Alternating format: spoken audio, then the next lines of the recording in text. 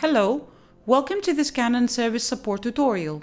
In this video tutorial, we will show you how to change the default settings for the copy and scan and send functions. Select Copy from the Home menu.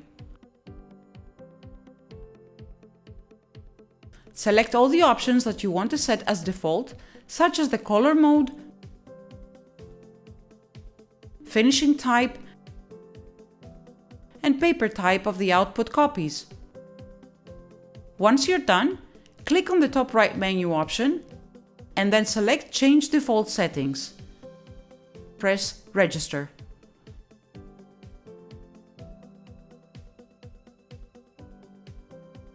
The same steps can be applied for changing the scan and send default settings.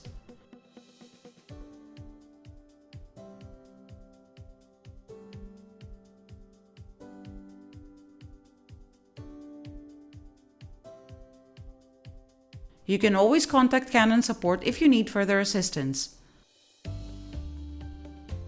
Thank you for watching and see you next time.